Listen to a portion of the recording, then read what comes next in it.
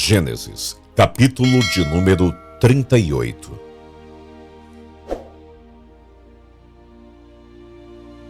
A história de Judá e Tamar.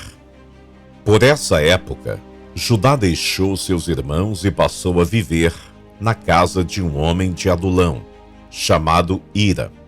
Ali Judá encontrou a filha de um cananeu chamado Suá, e casou-se com ela. Ele a possuiu, ela engravidou e deu à luz a um filho, ao qual ele deu o nome de Er. Tornou a engravidar, teve um filho e deu-lhe o nome de Onã. Quando estava em Quezibe, ela teve ainda outro filho e chamou-o de Selá. Judá escolheu uma mulher chamada Tamar para Er, seu filho mais velho, pois o Senhor reprovou a conduta perversa de Er, filho mais velho de Judá, e por isso o matou.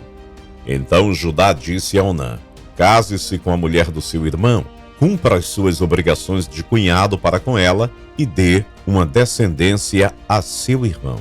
Mas Onã sabia que a descendência não seria sua. Assim, toda vez que possuía a mulher do seu irmão, derramava o sêmen no chão para evitar que seu irmão tivesse descendência.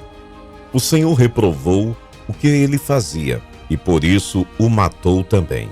Disse então Judá à sua nora: Tamar, more como viúva na casa de seu pai, até que meu filho Selá cresça, porque temia que ele viesse a morrer, como seus irmãos. Assim Tamar foi morar na casa do pai. Tempos depois morreu a mulher de Judá, filha de Suá. Passando o luto, Judá foi ver os tosquiadores do seu rebanho em Timná, com seu amigo Ira, o Adulão. Quando foi dito a Tamar: seu sogro está a caminho de Timná para tosquear suas ovelhas, ela trocou suas vestes de viúva, cobriu-se com um véu para se disfarçar e foi sentar-se à entrada de Enaim, que fica no caminho de Timná. Ela fez isso porque viu que, embora Selá já fosse crescido, ela não lhe tinha sido dada em casamento. Quando a viu, Judá pensou que fosse uma prostituta, porque ela havia encoberto o rosto. Não sabendo que era sua nora, dirigiu-se a ela à beira da estrada e disse: vem cá, quero deitar-me com você. Ela perguntou: o que você me dará para deitar-se comigo? Disse ele: eu lhe mandarei um cabritinho do meu rebanho. E ela perguntou: você me deixará alguma coisa como garantia até que eu mande? Disse Judá: que garantia devo dar-lhe? Respondeu ela: o seu selo com o cordão e o cajado que você tem na mão. Ele os entregou e a possuiu. E Tamar engravidou dele. Ela se foi, tirou o véu e tornou a vestir as roupas de viúva. Judá mandou o cabritinho por meio do seu amigo Adulamita, a fim de reaver da mulher sua garantia, mas ele não a encontrou. E perguntou aos homens do lugar: onde está a prostituta cultual, que costuma ficar à beira do caminho de Enaim? E eles responderam: aqui não há nenhuma prostituta cultual. Assim, ele voltou a Judá e disse: não a encontrei. Além disso, os homens do lugar disseram que lá não há nenhuma prostituta cultual. Disse Judá: fique ela com o que lhe dei. Não quero que nos tornemos objetos de zombaria. Afinal de contas, mandei a ela este cabritinho, mas você não a encontrou. Cerca de 3 meses mais tarde, disseram a Judá: sua nora Tamar prostituiu-se e na sua prostituição ficou grávida. Disse Judá: tragam-na para fora e queimem-na viva.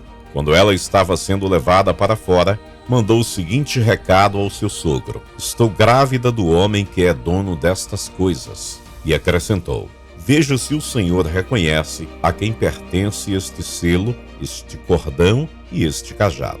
Judá os reconheceu e disse: ela é mais justa do que eu, pois eu devia tê-la entregue a meu filho Selá. E não voltou a ter relações com ela. Quando lhe chegou a época de dar à luz, havia gêmeos em seu ventre. Enquanto ela dava à luz, um deles pôs a mão para fora. Então a parteira pegou um fio vermelho e amarrou o pulso do menino, dizendo: este saiu primeiro.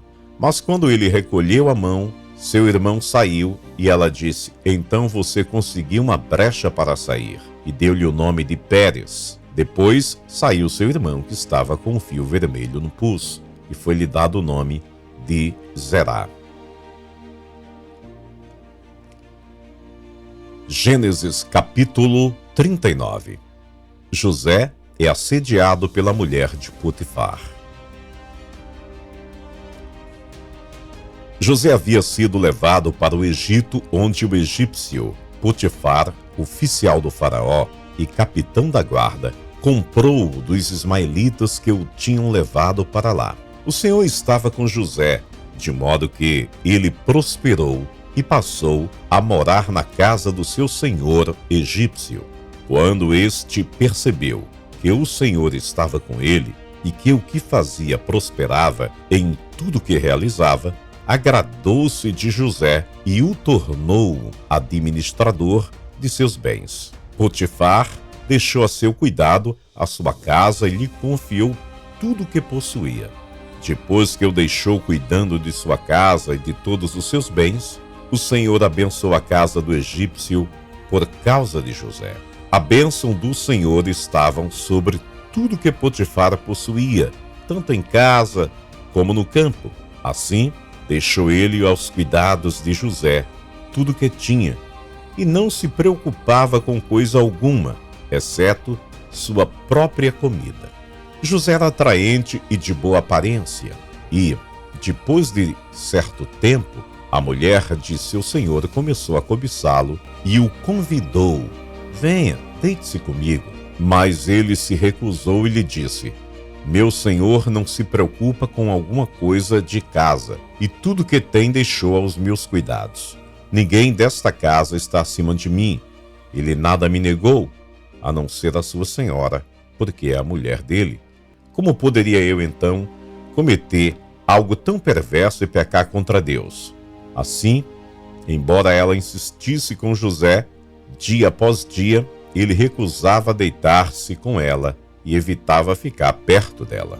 Um dia ele entrou na casa para fazer suas tarefas e nenhum dos empregados ali encontrava-se. Ela o agarrou pelo manto e voltou a convidá-lo: vamos, deite-se comigo.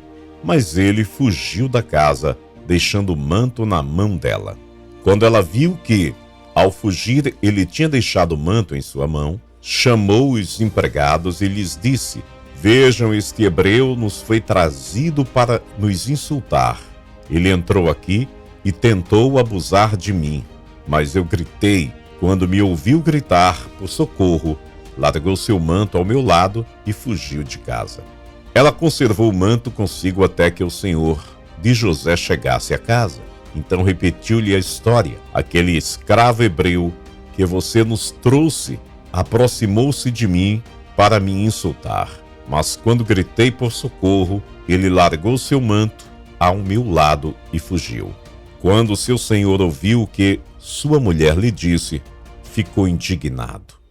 Mandou buscar José e o lançou na prisão, em que eram postos os prisioneiros do rei.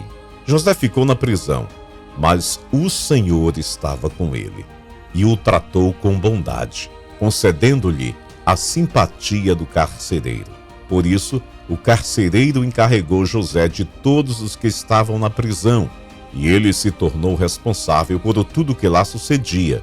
O carcereiro não se preocupava com nada do que estava a cargo de José, porque o Senhor estava com José e lhe concedia bom êxito em tudo o que realizava.